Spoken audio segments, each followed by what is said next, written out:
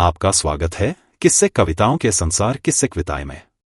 आज सुनिए मुंशी प्रेमचंद की मशहूर हिंदी कहानी खून सफेद। चैत का महीना था, लेकिन वे खलियान जहां अनाज की ढेरियां लगी रहती थीं, पशुओं के शरणास्थल बने हुए थे, जहां घरों से फाग और बसंत का आलाप सुनाई पड़ता, वहां आज भाग्य का रोना था। सारा चौमासा बीत गया, पानी की एक बूंद न गिरी। जेठ में एक बार मूसलाधार वृष्टि हुई थी, किसान फूले न समाये। खरीफ की फसल बो दी, लेकिन इंद्रदेव ने अपना सर्वस्व शायद एक ही बार लुटा दिया था। पौधे उगे, बढ़े और फिर सूख गए। गोचर भूमि में घास न जमी। बादल आते, घटाएं उमड़ती, ऐसा मालूम होता कि जलथल एक हो जाएगा, परंतु वे आशा की नहीं, दुख की घटाएं थीं। किसानों ने बहुतेरे जप तप किए, ईंट और पत्थर देवी देवताओं के नाम से पुजाए, बलिदान किए, पानी की अभिलाषा में रक्त के पनाले बह गए, लेकिन इंद्रदेव किसी तरह न पसीजे। न खेतों में पौधे थे, न गोचरों में घास, न तालाबों में पानी। बड़ी मुसीबत का सामना था। जिधर देखिए धूल उड़ रही थी। दरिद्रता और क्षुधा पीड़ा के दारुण दृश्य दिखाई देते थे। लोगों ने पहले तो गहने और बर्तन गिरवी रखे और अंत में बेच डाले। फिर जानवरों की बारी आई और अब जीविका का अन्य कोई सहारा न रहा।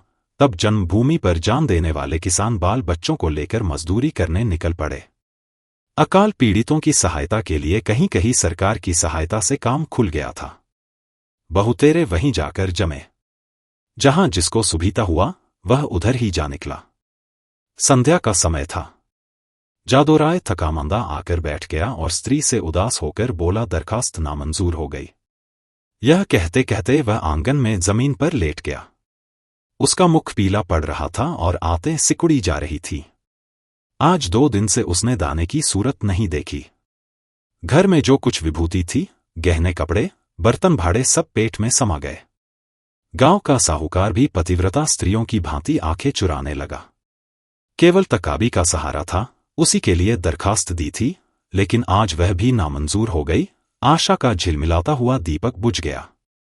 देवकी ने पति को करुण दृष्टि से देखा। उसकी आंखों में आंसू उमड़ आए। पति दिन भर का थकामांदा घर आया है, उसे क्या खिलाए? लज्जा के मारे वह हाथ पैर धोने के लिए पानी भी न लाई। जब हाथ पैर धोकर आशाभरी चितवन से वह उसकी ओर देखेगा, तब वह उसे क्या खाने को देगी? उसने आप कई दिन से दाने की सूरत नहीं देखी थी, लेकिन इस समय उसे जो दुख हुआ, वह क्षुधातुरता के कष्ट से कई गुना अधिक था। स्त्री घर की लक्ष्मी है, घर के प्राणियों को खिलाना पिलाना वह अपना कर्तव्य समझती है। और चाहे यह उसका अन्याय ही क्यों न हो, लेकिन अपनी दीनहीन दशा पर जो मानसिक वेदना उसे होती है, वह पुरुषों को नहीं हो सकती। हठात उसका बच्चा साधो नींद से चौंका और मिठाई के लालच में आकर वह बाप से लिपट गया। इस बच्चे ने आज प्रातःकाल चने की रोटी का एक टुकड़ा खाया था, और तब से कई बार उठा और कई बार रोते रोते सो गया। 4 वर्ष का नादान बच्चा, उसे वर्षा और मिठाई में कोई संबंध नहीं दिखाई देता था। जादोराय ने उसे गोद में उठा लिया और उसकी ओर दुख भरी दृष्टि से देखा। गर्दन झुक गई और हृदय पीड़ा आंखों में न समा सकी। दूसरे दिन वह परिवार भी घर से बाहर निकला। जिस तरह पुरुष के चित्त अभिमान और स्त्री की आंख से लज्जा नहीं निकलती, उसी तरह अपनी मेहनत से रोटी कमाने वाला किसान भी मजदूरी की खोज में घर से बाहर नहीं निकलता। लेकिन हाँ पापी पेट, तू सब कुछ कर सकता है। मान और अभिमान, ग्लानि और लज्जा के सब चमकते हुए तारे तेरी काली घटाओं की ओट में छिप जाते हैं। प्रभात का समय था। ये दोनों विपत्ति के सताए घर से निकले। जादोराय ने लड़के को पीठ पर लिया। देवकी ने फटे पुराने कपड़ों की वह गठरी सिर पर रखी, जिस पर विपत्ति को भी तरस आता। दोनों की आंखें आंसुओं से भरी थीं। देवकी रोती रही। जादोराय चुपचाप था।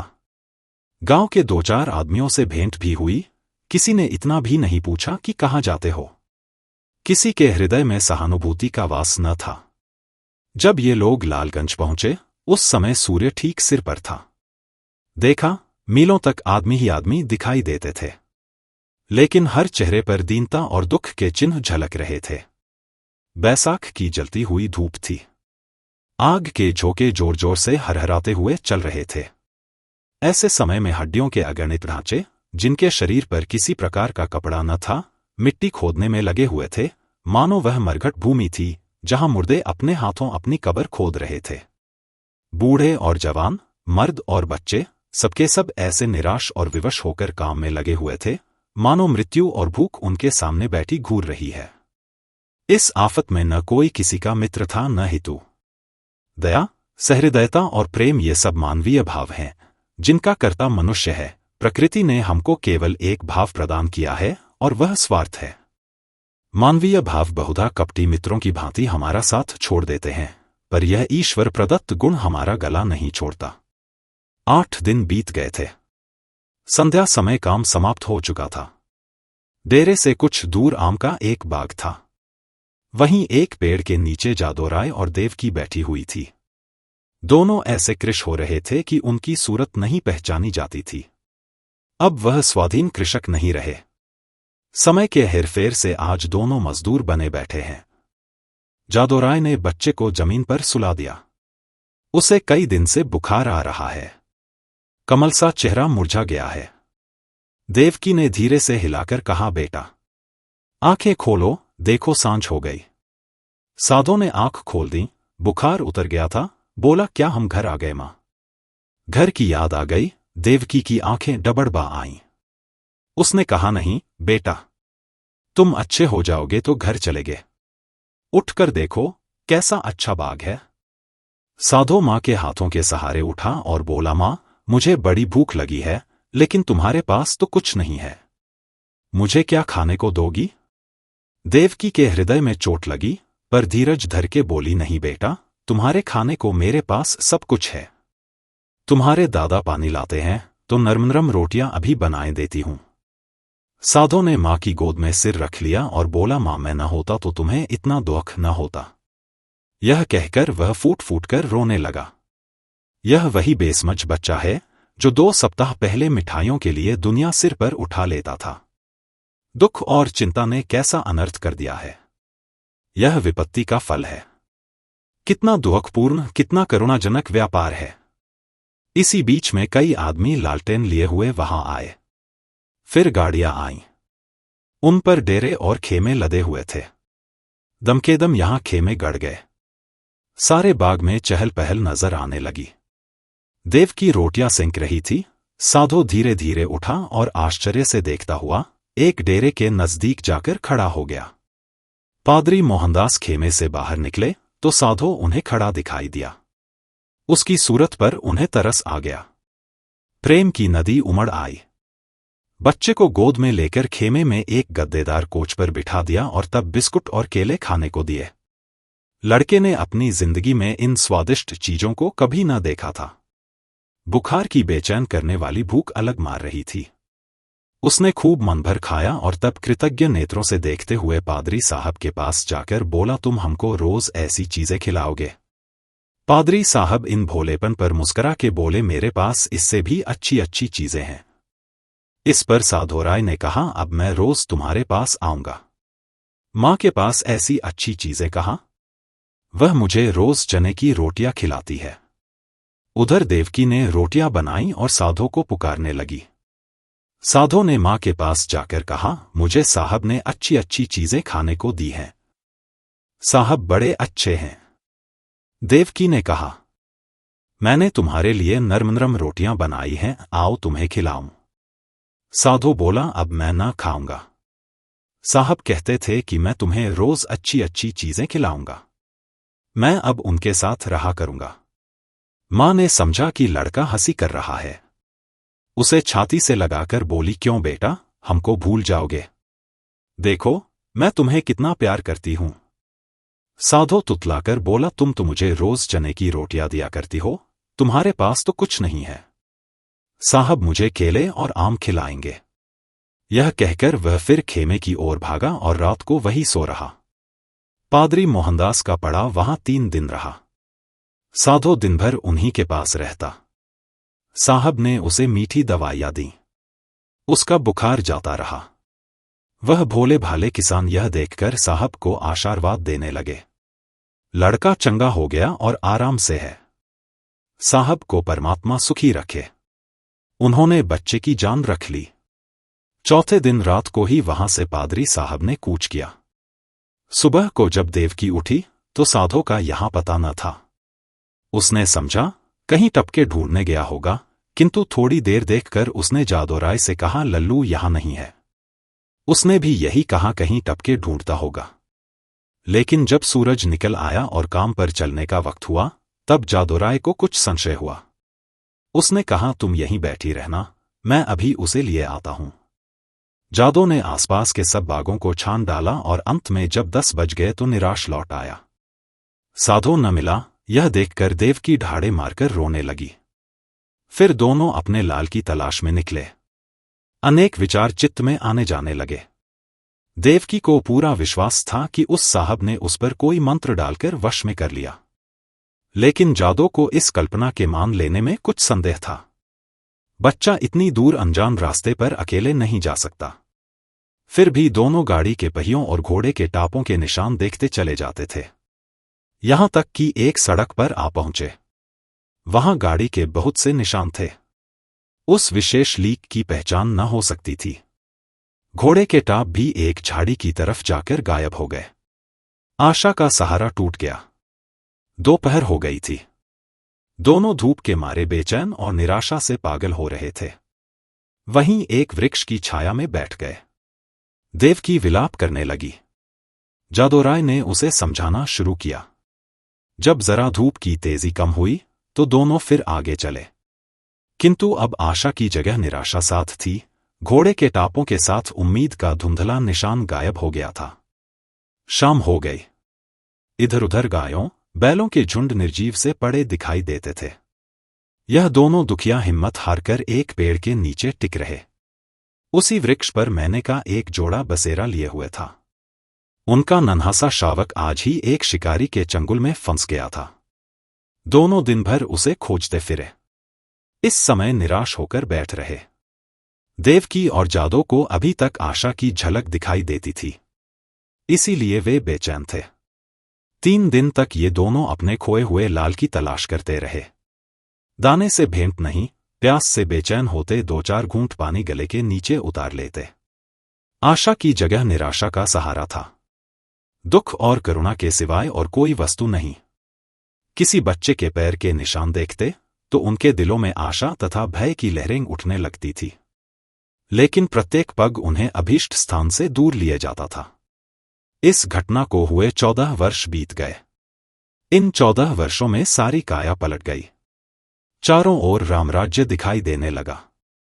इंद्रदेव ने कभी उस तरह अपनी निर्दयता न दिखाई और न जमीन ने ही। उमड़ी हुई नदियों की तरह अनाज से ढेकियां भरी चलीं। उजड़े हुए गांव बस गए। मजदूर किसान बन बैठे और किसान जायदाद का तलाश में दौड़ने लगे। वही चैत के दिन थे। खलियानों में अनाज के पहाड़ खड़े थे। भाट और भिखमंगे किसानों की बढ़ती के तराने गा रहे थे।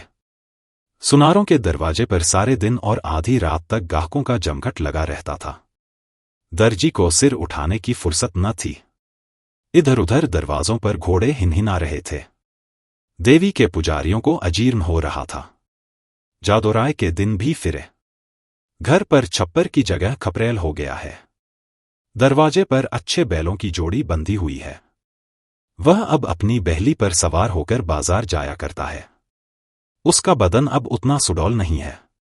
पेट पर इस सुदशा का विशेष प्रभाव पड़ा है और बाल भी सफेद हो चले हैं।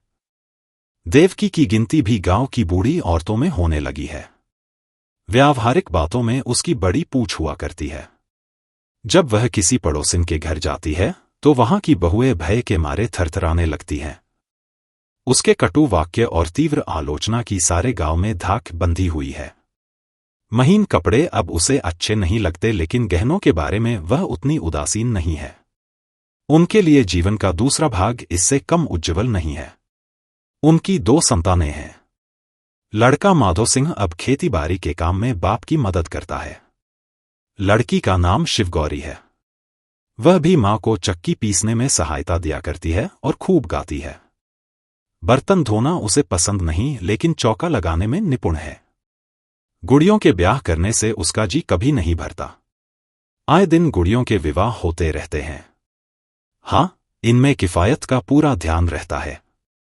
खोए हुए साधो की याद अभी बाकी है। उसकी चर्चा नित्य हुआ करती है और कभी बिना रुलाए नहीं रहती। देवकी कभी कभी सारे दिन उस लाडले बेटे की सुध में अधीर रहा करती है। सांझ हो गई थी। बैल दिन भर के थके मांदे सिर झुकाए चले आते थे। पुजारी ने ठाकुर द्वारे में घंटा बजाना शुरू किया। आजकल फसल के दिन है, रोज पूजा होती है। जादोराय खाट पर बैठे नारियल पी रहे थे।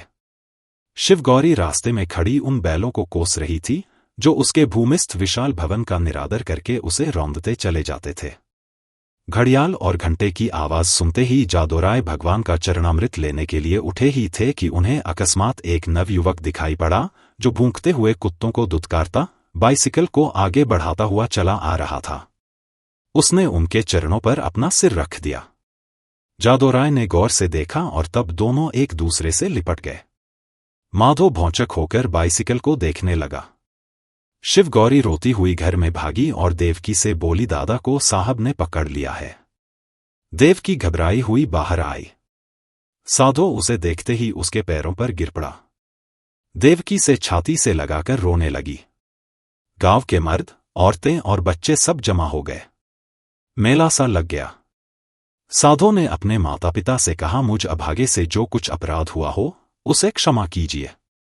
मैंने अपनी नादानी से स्वयं बहुत कष्ट उठाए और आप लोगों को भी दुख दिया, लेकिन अब मुझे अपनी गोद में लीजिए। देवकी ने रोकर कहा, जब हमको छोड़कर भागे थे तो हम लोग तुम्हें 3 दिन तक बेदाना पानी के ढूंढते रहे, पर जब निराश हो गए तब अपने भाग्य को रोकर बैठ रहे। तब से आज तक कोई ऐसा दिन न गया कि तुम्हारी सुधि न आई हो। रोते रोते एक युग बीत गया, अब तुमने खबर ली है। बताओ बेटा, उस दिन तुम कैसे भागे और कहां जाकर रहे? साधो ने लज्जित होकर उत्तर दिया, माताजी, अपना हाल क्या कहूं। मैं पहर रात रहे आपके पास से उठकर भागा। पादरी साहब के पड़ाव का पता शाम ही को पूछ लिया था। बस पूछता हुआ उनके पास दोपहर को पहुंच गया।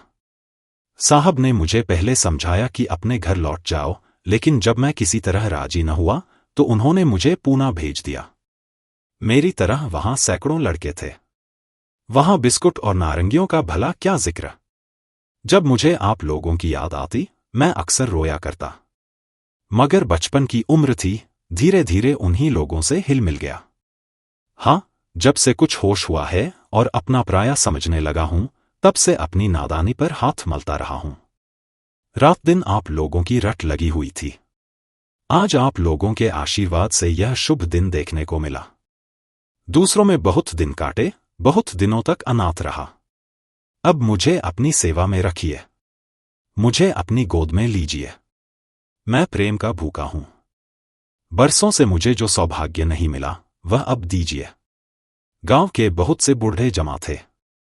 उनमें से जगत सिंह बोले, तो क्यों बेटा, तुम इतने दिनों तक पादरियों के साथ रहे, उन्होंने तुमको भी पादरी बना लिया होगा। साधो ने सिर झुकाकर कहा, जी हां, यह तो उनका दस्तूर है। जगत सिंह ने जादोराय की तरफ देखकर कहा, यह बड़ी कठिन बात है।